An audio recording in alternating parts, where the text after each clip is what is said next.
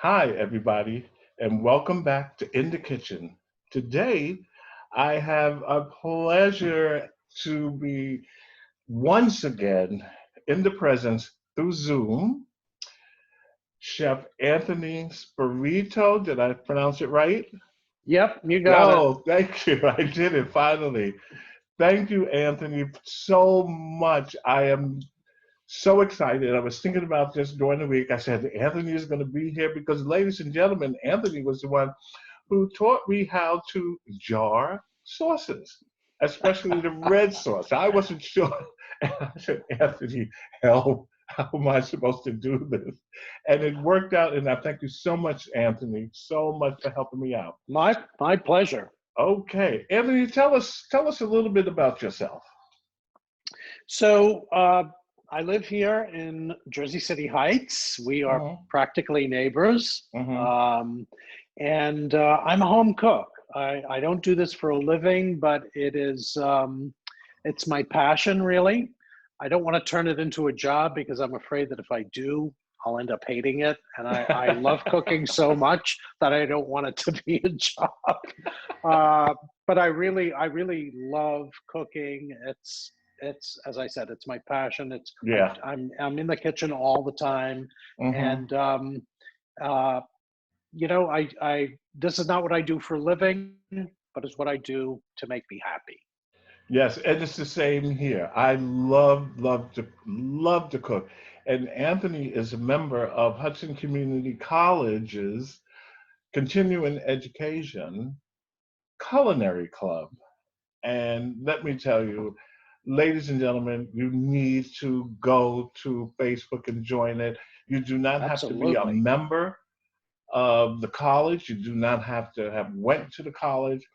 When you cook, just take it and put your food up, and you'll be surprised. There's somebody out there who's going to say, "Oh, I like that dish," and how did you make it? Right, Anthony? That's right. I mean, it's a great community of cooks and chefs and Mm-hmm. people who love food, and they Yes. post pictures, they post recipes, and Mm-hmm. it's a great way to share information and passion about cooking, and Yeah.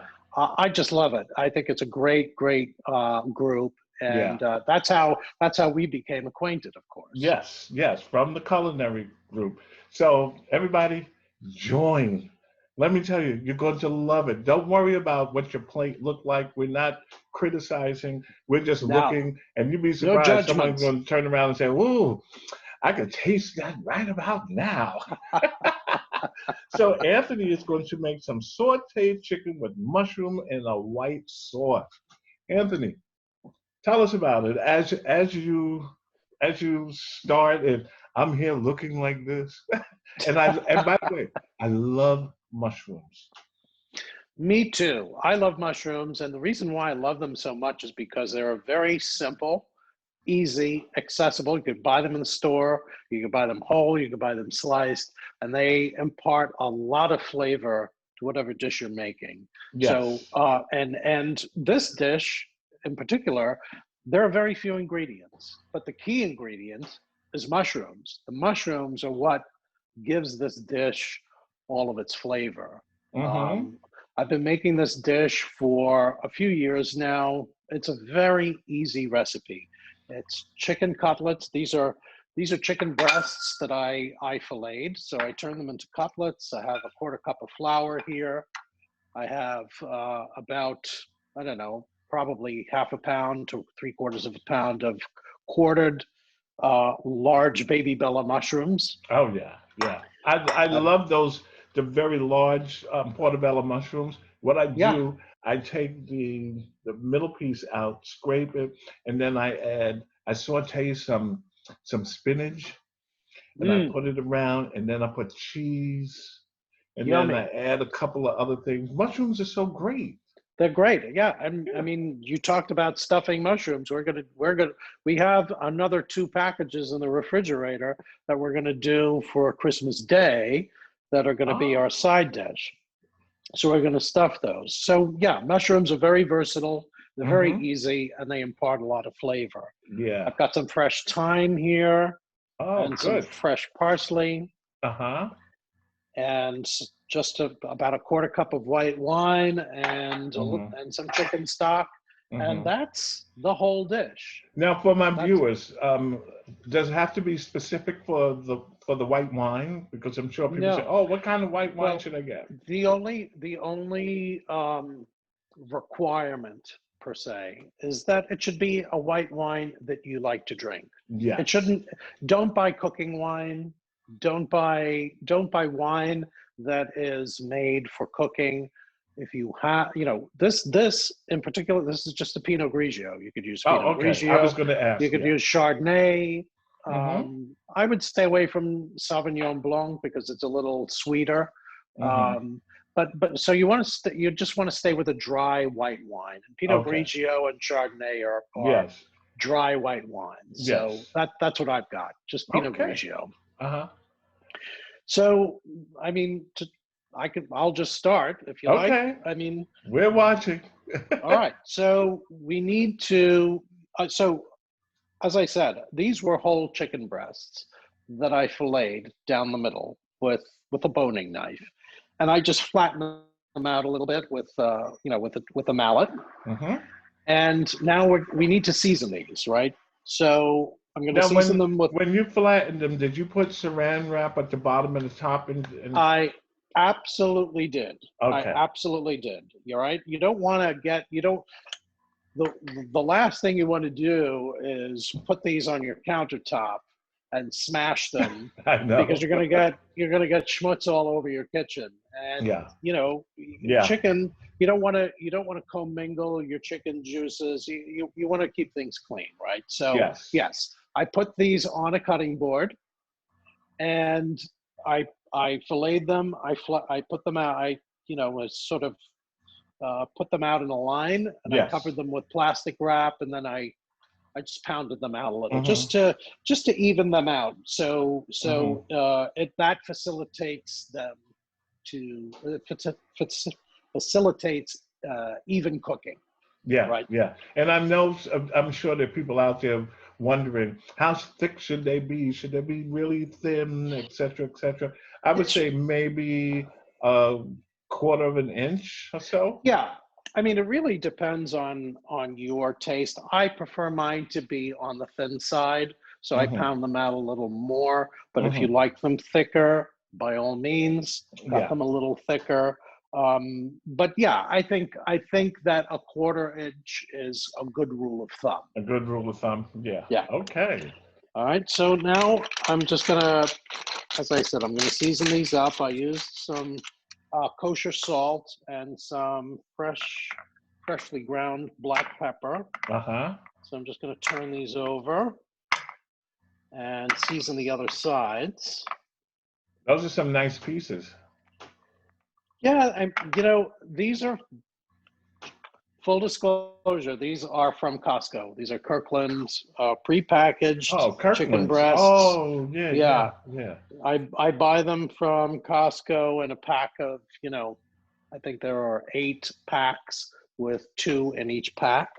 And I put them in the freezer, and as I need them, I just pull them out of the freezer. Yeah. They make life very easy. That's right. They truly do. Okay, so now I've seasoned the cutlets with salt and pepper. And now what we're going to do is we're going to dredge them in a little bit of flour. I really don't have that much flour. The flour is really just to help brown the chicken and to ultimately to thicken the sauce. Yes. We're not going to put that much flour on here. We're just putting just a tiny little bit. A dusting? And a dusting, maybe? Yes, exactly, a dusting. And we're, as I'm dredging this, you can see that I'm shaking it off, making sure to get off all of the excess. We just want a light coating. Yeah. Okay. Y'all gonna throw down tonight, huh? Oh, hell yes. Never mind tonight, the whole weekend. I know. I mean, look, you can throw down as much as you can throw down during a pandemic. Yeah. Okay. Now we're here in our little bubble. in the building here. We really don't go out much at all. And so, you know, we're good, we're safe, we're healthy, and that's the most important thing, That is right? the most important part. Yes, yes. Okay, so now I have dredged all of this chicken in a light coating of flour. And then, so now the next thing we're going to do is we're going to saute them. Sorry about that. I just needed No to problem. flick a little alert off of my screen. Oh, Okay. okay. So I now didn't I have, see anything. Mhm. okay. So now I've got my pan here. I've got a sort of a saute pan. Mhm. Doesn't have to be nonstick. Right. This is just stainless steel because Yeah. we're sauteing this in at relatively high heat, and at some point the chicken is going to release itself off the pan once it's Right. completely seared. So Right. so you don't, I mean, whatever pan you have is fine. You don't, Yeah. it doesn't have to be stainless steel, but if that's all you have, that will do just fine. Yeah, because sometimes people if they put especially chicken in the pan, they want to move it around. The thing is you put it in the pan Right. and leave it alone. Don't touch it. Just Yeah, leave it because be. when it's ready, and I guess some people look at it and say, "Oh, it's burning, it's too bright." No, when it's ready and No. you take the prongs and you lift it up, you can see, okay, time to turn it. It'll be waving at Exactly. you. Okay, I'm ready. Turn me over. Okay, so now what I'm going to do is I'm going to heat this pan over medium-high heat. Uh-huh. So mine get a little, you know, this induction cooktop has a little fan on the bottom. Hopefully, Yeah. it's not too loud. No, I don't hear it. Okay. No, All right. it's fine. So as this is Now, you heating up, said you're using induction. Could you just explain just a little bit sure, about what induction is? Because some people absolutely. might wonder, what is induction? Sure. So this is basically an electric cooktop with a Yes. big, massive magnet inside, right? And so that magnet uh, has chemical properties that interact with steel, Yes. and so when you turn it on, it heats up the pan very, very quickly, Yes. almost instantly. Yeah. But it doesn't heat up. So here I'm touching this cooktop. That's the nice It's thing not hot, about it. Yes. right? Yes. So it only reacts with the stainless steel, and it only heats the stainless steel. Mm-hmm. Mm-hmm. So of course I'm using an induction cooktop, so I have to use a stainless steel cooking vessel, right? And I Because believe on that's the some only of way it can work. and I believe on some of them there's a little symbol that they can look for that tells them that it is induction. Correct? Exactly. Yeah. Exactly. Yep. Yeah. Yeah. So this is heating up, and as it comes to temperature, we're Oh, going to am I use. correct when a person uses induction, when you take the pan off the little stove there, the heat goes away? It Am I correct? stops. It Yes. stops. Yes. So Right. what happens is if I take this off, this beeps. So it's telling me there's no vessel on here. Yes. So if I put it back, Mm-hmm. then it starts heating again. Right, So right. yeah, That's the nice it's thing. Yeah.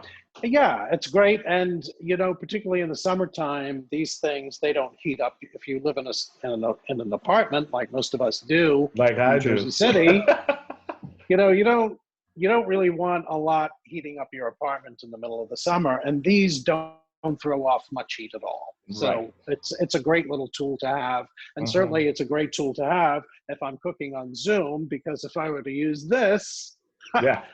my back would be to you, so that wouldn't be any good. Yeah. Uh, Okay. all right.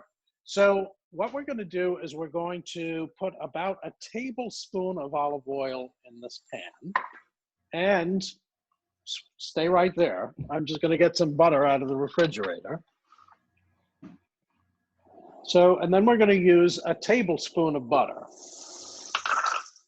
And we're just going to let that melt.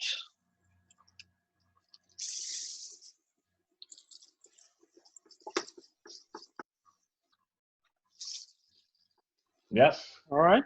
And then once this is all melted, but before the butter turns brown, you don't want it to turn brown. You just want to add in your chicken cutlets. Yes. And you may have to do this in batches. Like in this case, I just about have room for 3. Yeah. So yeah. I'll have to do this third in a minute. Mm-hmm. So we're going to. And now people see how fast that pan got hot. You know, it was like almost Yes, instantly. it's You didn't have it on instantaneous. there. You didn't even have it on there, like even 2 or 3 minutes, like Yeah. normally on the regular stove. Yeah, that's what makes these things great. And this pan is like it's a 5-ply stainless steel, so it really conducts a lot of heat. And you said a So 5-ply, right? yeah, Yeah. Can you explain to people what a 5-ply yeah. is? So there are basically 5 layers of steel that compose this vessel.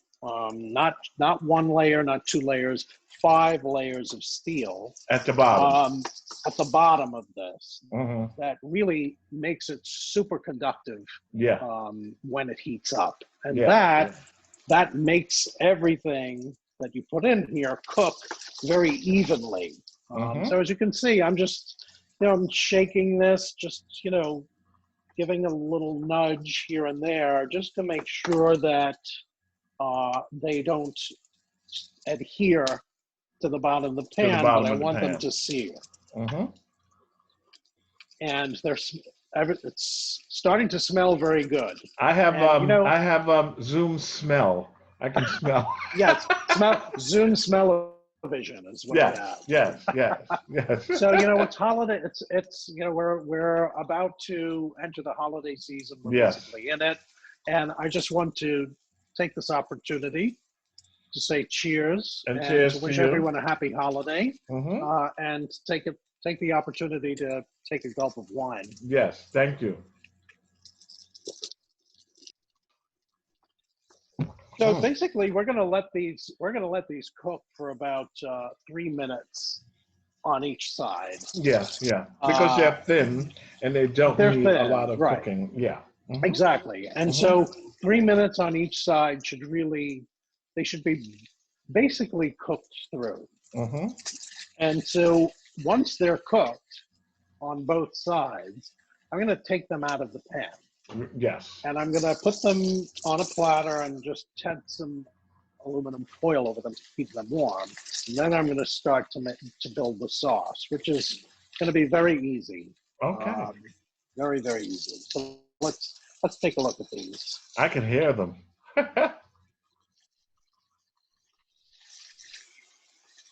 Oh yeah. Going to give them about another 30 seconds. Yeah, that's the fun part.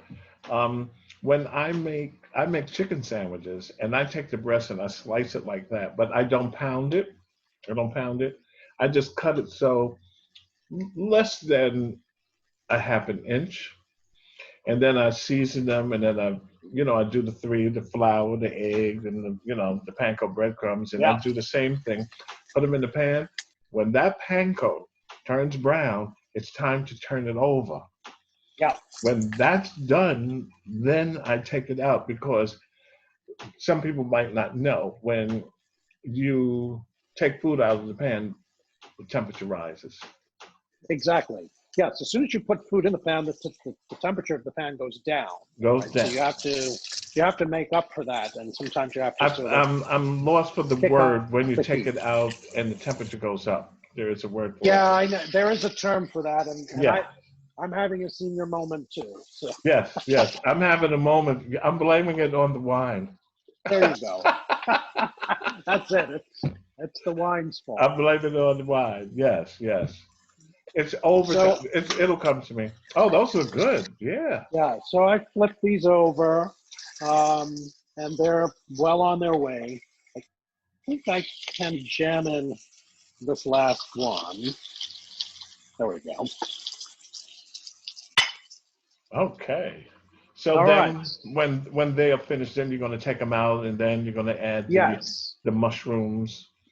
So what I'm going to do is I'm not going to put them back on this plate, right? This No, of plate course not. is kind of dirty. Yeah, So, contamination. We don't want that. exactly.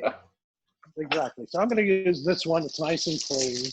And I'm going to take them out and tent them, cover them with aluminum foil to keep them warm. And of course, they're going to continue cooking a little bit Yeah. while they're underneath the aluminum foil, which is fine.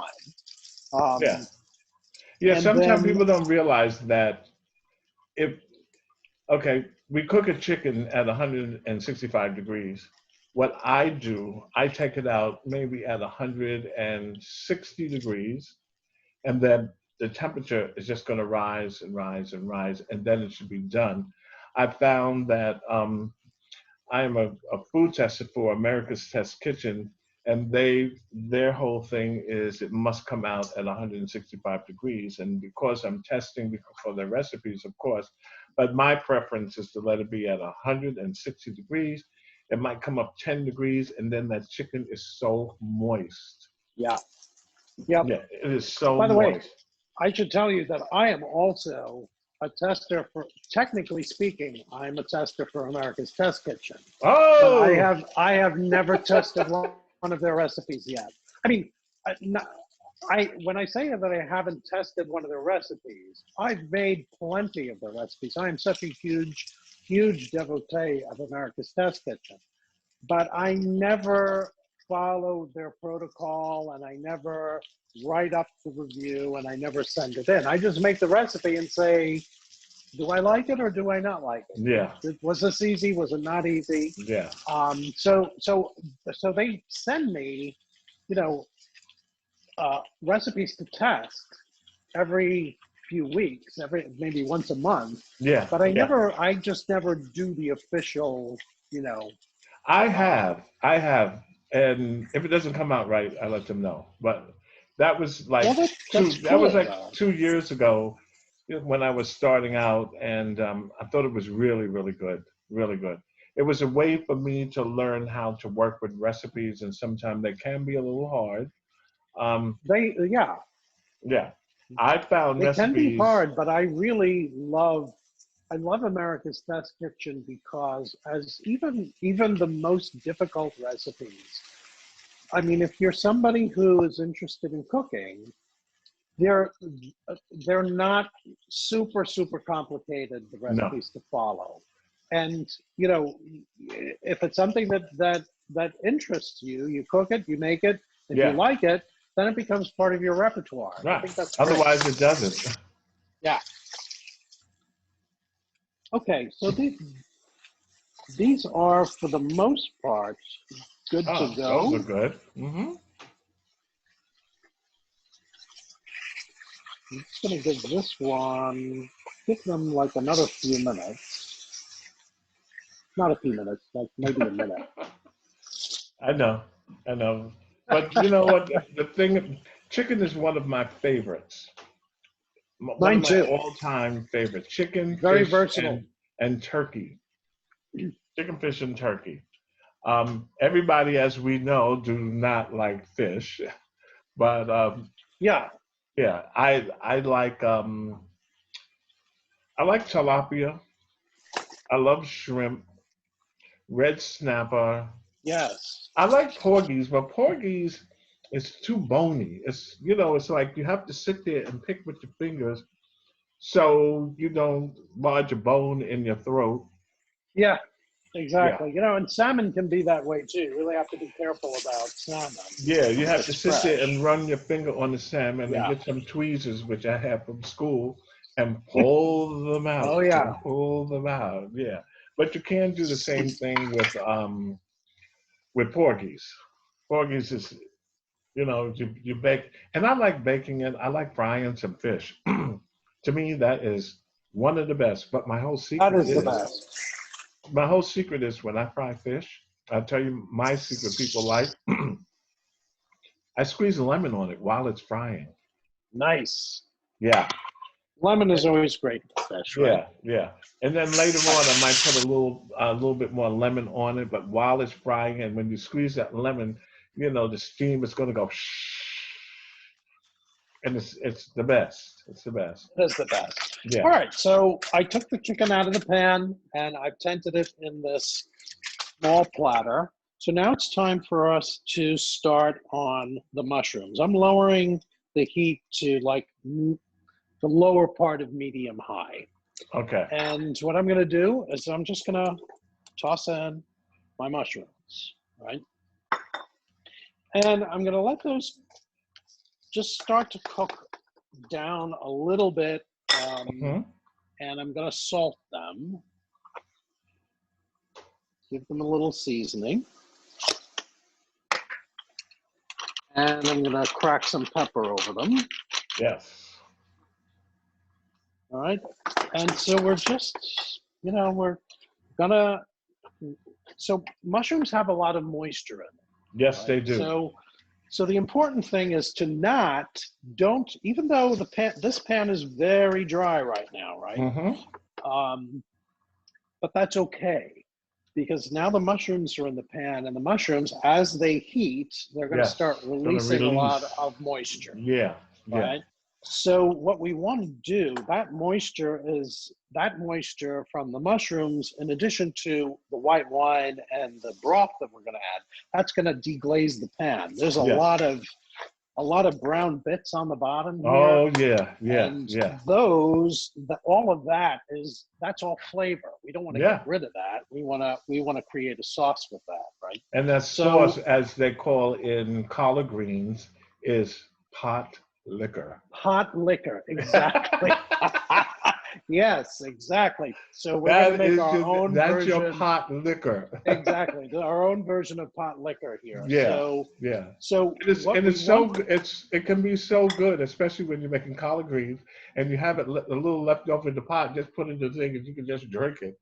Because it's all good because it's collard greens, and the flavor is coming out. Oh my God, it's amazing, amazing. Yeah. All right. So now that these are starting to, they're starting to darken. They're starting to brown a little bit. I am going to add the remaining 2 tablespoons of butter to the pan. I'm just going to mix. And you know what I like cooking when I do mushrooms? I think they marry is shallots and mushrooms. Absolutely. Shallots, mushrooms, and parsley and white wine are like, my goodness, they are so good together. The Trinity. Yeah. And the Trinity, folks, those who do not know what it is, if I'm correct, let's see where my mind is. Bell pepper, carrots, and celery. That's right. The Trinity meaning coming from New Orleans. That's right. That's right. That's the Holy Trinity that is the base of gumbo. Yes. You need to have those 3 things to make the gumbo. Yes. Okay, so the butter has now melted, and our mushrooms are starting to sort of break down and release their moisture. So we're going to continue to let those break down and brown in a very gentle, slow way. But as they are breaking down and as they're sauteing in the butter, we're going to add fresh thyme. So this thyme is from my garden. That's right. That's right. You have a garden on the roof of my building. The roof. Yes. And we grew fresh thyme. I didn't get there this summer, but maybe next summer. Hopefully next summer. Yeah. Fingers crossed. Yeah. So this is all fresh thyme from my garden that I'm going to add to the pan. And again, I'm just going to, whoops, one of the mushrooms hopped out there. The mushroom said, "Not me, not me." See? Yeah, they don't want to be caught. Yeah. Okay. All right. So good. I'm sure it smells good too. It does smell amazing in here, I have to say. All right. So now I'm going to take, this is about a 1/4 cup of dry white wine that I'm going to add to the pan. And this is going to deglaze. So what you want to Yeah. do is, if you've got a wooden spoon or something that is not metallic, particularly if you're using a stainless steel pan, Yeah. you want to scrape up whatever bits are stuck to the pan, because all of that is going to become the base. Now, you added the of white sauce. wine. Could you explain to people when they're cooking, and if they're not on an induction stove like you're using, like if they're on the gas, when they are adding any type, say brandy or anything to a pot where there is a flame underneath, they need to Yes. take the pan. You can explain. Yeah. So if you're going to deglaze, if you're going to add anything to your pan anything that is alcohol based, right? Yeah. So anything that is alcohol based or grease based, and you are cooking on an open flame stove, you do need to take that pan off of the flame when you add it, because it can flare up and it can cause a fire. Yes. And you can get seriously burned. You have to be very, very, very careful when you are adding any kind of alcohol-based liquid to your pan when you are working with an open flame. And the same with if you have an aerosol can and you know how you spray the pan, people should realize that when you spray the can, you and don't want to use, you've got to take your pan off the flame, the stove and do it, because it will backfire and it will come to the can and you can get hurt. And plenty of people, that is for us, Anthony, really good point, good Rene. kitchen tip. Yes, that is a very good kitchen tip. You're right. Yeah. You really do Take have it to off be the careful flame. about those things. Yeah. That's why I'm a big proponent of induction cooktops where there's no flame. Okay, so I added the wine, which is now, it's sort of evaporating. So I'm also going to add about a quarter cup of chicken stock. And as you can see, I eyeballed it. I did not use a measuring cup. I think two turns might be a quarter of a cup. If you go one, two. I think you're right. Yeah, about a quarter. So I just want this. I want this to reduce just a little bit. And once it is reduced a little bit, then I'm going to add the chicken back in, and I'm going to add this fresh parsley. And then the dish is going to be done. That's it. Right. There's nothing, really is nothing to this dish. It's very easy. And luckily, I live in your neighborhood, not too far. I'll be over. That's right. Send the drone. When all of this garbage, COVID garbage is over, you and Laudo have an open invitation to come here for dinner. I'd be very happy to cook for you guys. And I'll make this. I mean, although now you know the secret. I mean, this is nothing. This is very easy. You probably won't be very impressed, but that's okay. So at least it'll taste good. Maybe what I can do, I'll put your recipe in my cookbook. How about that? Yeah, go right ahead. By the way, this is full disclosure. This is not my recipe. I did not develop this. This is sort of like you read things online and you add things, you subtract things, blah blah blah blah blah. I said this is an old Martha Stewart recipe from way back when, and it has become a staple for me. I mean, I make this all the time because it's easy. I have chicken. I always have chicken in the refrigerator. I always have mushrooms. You can go to the store. You can go to Central Avenue, buy fresh parsley, buy thyme. You're done. That's it. That's all you need. Central Avenue here in Jersey City Heights. That's right. Yeah, that's where, this is the area we are. And the vegetable store, what is that called? Sweet Pineapple. Huh? Sweet pineapple. Sweet pineapple, ladies and gentlemen. If you're I from, was there today. oh I really? bought 8 heads of baby bok choy. Oh my goodness. If you're from Jersey City area or close to it, you have to go to Central Avenue. I don't know the address Absolutely. offhand. Well, it's next to it's in between the Chase Bank Yeah. and Dulce de Leche Bakery. Yes. So Yeah. it's sandwiched right in between Yeah. those two. It's a very On simple Central. store when you walk in. It's not elaborate.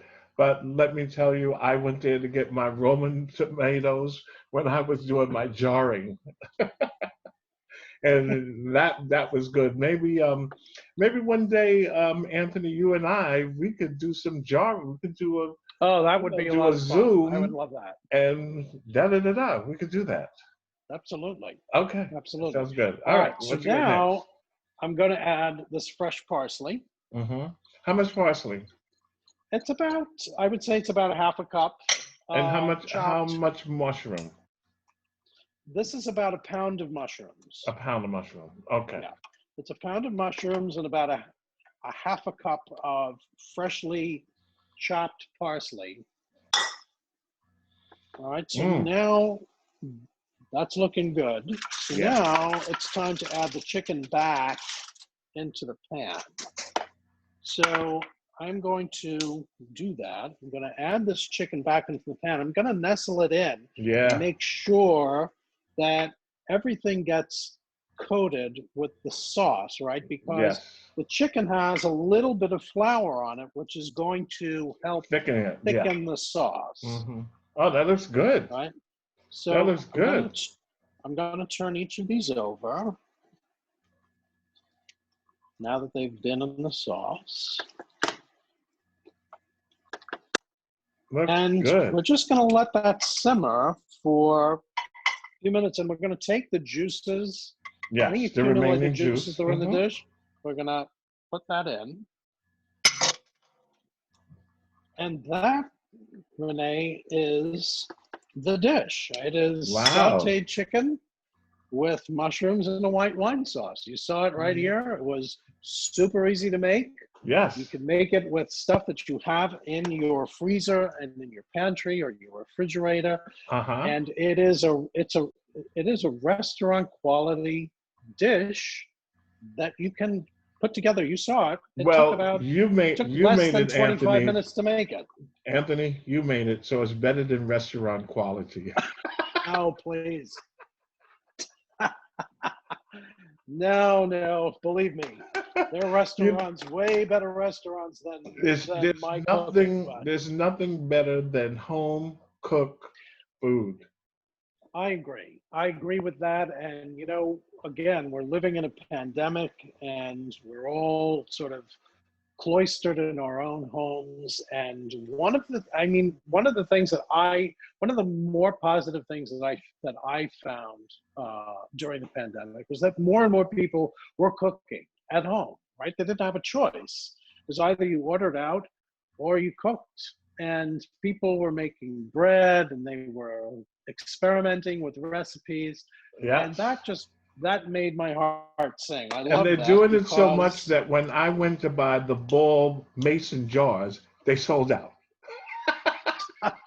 Yeah, exactly. I think I told you. There was also a flour shortage earlier in the year. You could not buy flour. All-purpose flour was not available. And then Lotto, he was making pizza, and he needed yeast. The little packages, couldn't find them. Couldn't find it. Yes, that's true. I had the same problem. Yeah. I wanted to make yeast and I wanted to make bread, and I could not find yeast in any of the stores. So when I found it, I bought 3 or 4 of them. I said, put this on the side. Well, Anthony, thank you so much. Oh, my pleasure. While I'm talking, you can do your plating. Thank you so much for spending the time to show us your sauteed chicken with mushroom in a white sauce. It looks my pleasure. So good. Look at that. There you have it. Nice and hot, and the steam is coming off of it. It's just ready. There you go. Oh, look Come at and get it. that. Really nice. Oh, and I see the sauce on the side. Mm, mm, mm, mm, Yeah, mm. yeah, it's a great dish. Yeah. Easy. My Mhm. pleasure, Renee. I Thank you love so doing these little much. chats with you. It's fun. And I have to tell you, this is the first cooking demonstration I've ever done. I've never done this I before. was going to ask you that in the very beginning. Have you ever done this before? Never done And this before. and it's This is fun, something right? new. It's fun. It's I had a fun. blast. Yeah, Absolutely. yeah. So Let's do it again. what I'm gonna do next year, I'm gonna pull people like yourself and a couple of other people, and we're gonna have Zoom windows open, and I'm gonna have everyone cooking together. That sounds So I great. can tag I'm in and in. say, Anthony, what you making? So and so what you're making. So and so what you're making. But if I can get the people who are not camera shy, a lot of people are camera shy. Yeah, that's the other thing. You have to find people who, I mean, for me, this is not, I'm not on camera. I'm just having it. It's like you're on the other side Conversation. Hmm. of my counter here. So we're just Yeah, talking and chatting and then, yeah, and having our wines. Well, oh, Anthony, yes. I'm I need a refill, but anyway. Mm, as do I. Mm. Once again, ladies and gentlemen, this is Anthony Spirito. He is a member of Hudson County Community College's Culinary Club. Join. It doesn't take a lot. It's just a click of the mouse, and you'll be there. Upload your pictures, and you'll have a good time. You do not have to do live. Anthony chose to do live, but when you cook, take a picture and upload it. Okay. Absolutely. All right. Just get And involved. That's all you huh? need to do. Just get involved. Just get involved. That's what we need. We need to work together. Thank you Exactly. again, Anthony, and I will be Bye, in Renee. touch. Okay. Take Mwah. care. Okay. Happy holidays. Happy holidays, everybody. Happy Okay. holidays. Bye bye.